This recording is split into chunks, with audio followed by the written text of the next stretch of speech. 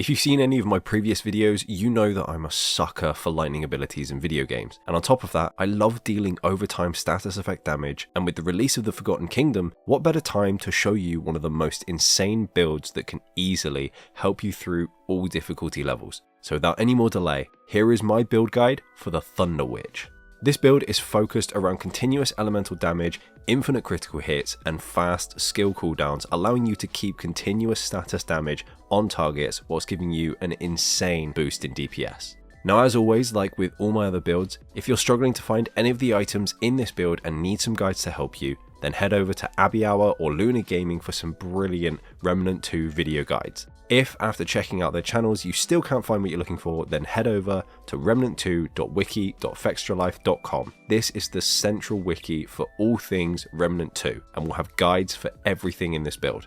For your primary archetype, you're going to want Ritualist with the Miasma skill, followed by Archon in your secondary slot with the Havoc skill equipped. With everything coming up in this build, you'll be keeping continuous status effect damage on enemies, allowing you to deal increased damage across the board due to the rings and the amulets.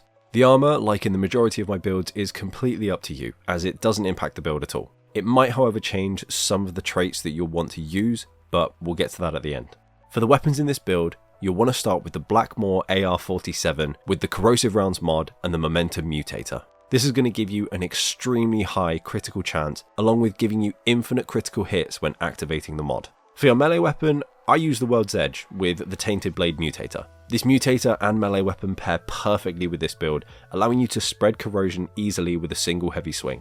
And finally, for the handgun, equip the MP60R with the Overflow mod and the Fetid Wounds Mutator. This will allow you to apply another stack of corrosion alongside a stack of Overloaded. For the Relic, I use the Resonating Heart as its overhealth ability is extremely powerful and can help you survive longer when using Havoc. For the Relic Shards, you then want the Elemental Damage, Range Crit Chance, and Skill Cooldown Shards equipped. Now with all the base aspects sorted, let's get to the important part. For the Amulet, you'll want the Chains of Amplification. This will give you a 20% increase to all damage done to targets that have status effects applied to them, which is obviously the primary focus of this build. For the first ring, you'll want the Ahane Crystal. This will increase your damage by 5% per status effect on the target, which gives you an extra 20% damage with all 4 status effects from Miasma. The second ring is the Sapphire Dreamstone. This will reduce your skill cooldowns by 3% on a critical hit. This has a 2-second cooldown, but with the rest of the build, you'll be getting that 3% reduction every 2 seconds. You can change this ring out for the Devouring Loop, which gives you a 1% chance to get your skills back on each critical hit.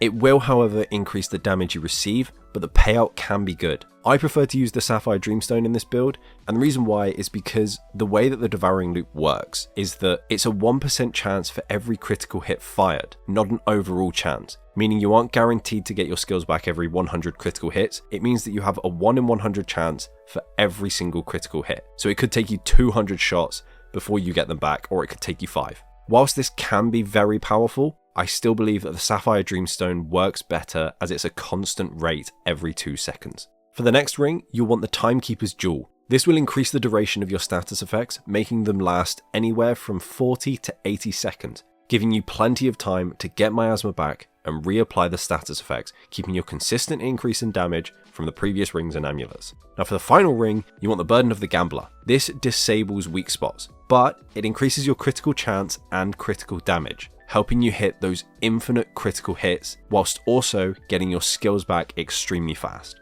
Now with all the physical assets of the build in place, let's move on to the traits. Now, as with all of my other builds, there are some traits that are crucial and there are some that are interchangeable. So as usual, I'll go through all the crucial traits first before I go through the interchangeable traits.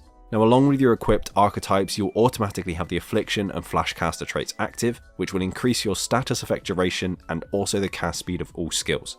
Next, you'll want to put 10 points into Fortify, Regrowth, Siphoner, Amplitude, and Triage, helping you with your damage reduction, AoE range, and healing capabilities. Now the rest of the points are completely up to you, but I like to put 8 levels into Endurance and Vigor, 9 levels into Strongback, 8 levels into Bark Skin, and 10 levels into Recovery. I would just like to point out that whilst I'm making this video, the maximum trait point capacity is 85. However, through a random glitch that happened when playing with other people online, I managed to obtain an extra 7 points, taking my total to 92. So if you're a little confused at the numbers, that's why. And that's it. That's the whole build. With this, you'll be able to clear out hordes of enemies and also deal insanely high amounts of damage to bosses. If you enjoyed this video, please do leave a like and consider subscribing for more gaming content, including more Remnant 2 builds and videos surrounding the brand new DLC, The Forgotten Kingdom. Thank you so much for watching the video, and as always, stay classy guys. Peace.